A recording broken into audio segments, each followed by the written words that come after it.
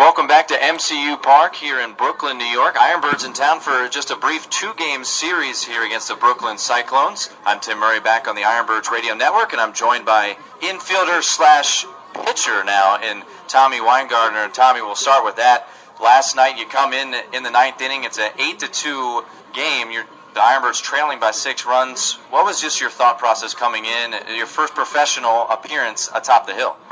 Just to come in and throw strikes, get guys out, and just do what I did in the bullpen that previous day. Well, you go up against the top of the Hudson Valley lineup that is pretty impressive, has some actually pretty highly thought of prospects. You get a pop out and then you strike out 2 batters. You retire the side in order, and once again, it wasn't like you were facing the bottom of the order, or could you imagine a better half inning of work? Not really. I was just coming out there trying to throw strikes and get guys hit the ball and just let my defense take over, but didn't really need to. How much convincing did you have to do? Did you have to convince the coaching staff here to give you an opportunity to get atop the hill? No, the farm director contacted all of us, and that's why they brought me back here from Delmarva, and they wanted to see if I could pitch. So I've been working on it for the last week, and yesterday was my first day. So. We're talking once again with Tommy Winegardner. Started the season with Delmarva. You actually started this season with Aberdeen, got promoted back to Delmarva, and as you mentioned, came back to Aberdeen.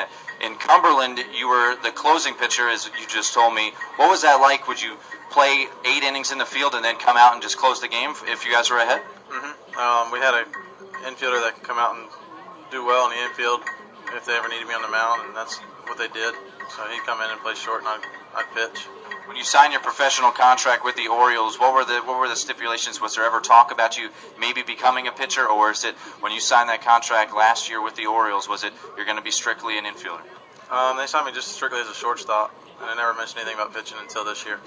Once again, we're talking with Tommy Winegardner. And Tommy, let's talk about your infield. You play a little second and short, and you kind of have seen, I guess, a little bit like a utility player for the organization. What is your position of choice, and is it? And tell us a little bit about changing maybe from short to second. When you started the year here in Aberdeen, you were a shortstop, and now since you came back, you've been playing second base. To me, it's roughly just the same. Just the thing that changes is double plays and how to turn them and stuff like that. But it's all the same to me. It's fun. So. Once again, we're talking with Tommy Winegardner, and Tommy, you're a switch hitter. At what point in your lifetime did you start batting from both sides of the plate, or was it kind of just ingrained in you that you always were going to hit from both sides? No, I started switch hitting when I was about 11 or 12, just playing with it in the cage. And then my first ever game I actually switch hit it in was my first high school game. Were you originally a lefty? Right-handed hitter. So you went from the right to the left. I've tried to hit from the other side of the plate, and I look like the most awkward person in the entire world. How originally, the first time you were messing around with it, did it feel relatively comfortable, or did it take some years to get used to?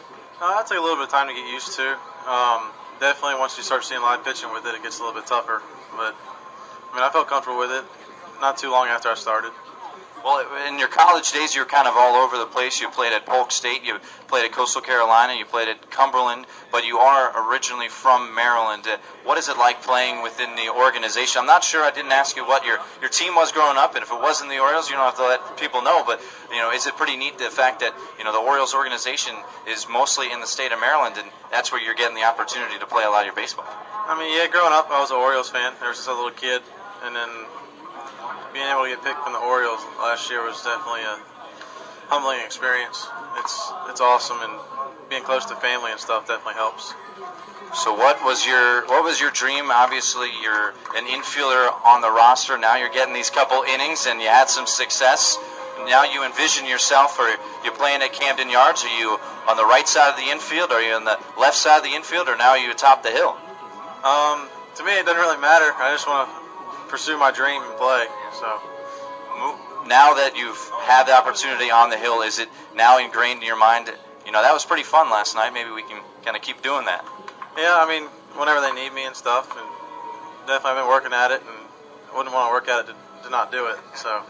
Well, Tommy, appreciate your time. Very impressive evening last night. I'm sure you'll be back in the field very soon, not pitching, so it'll be different, and appreciate your time, Thomas, as always. Thank you.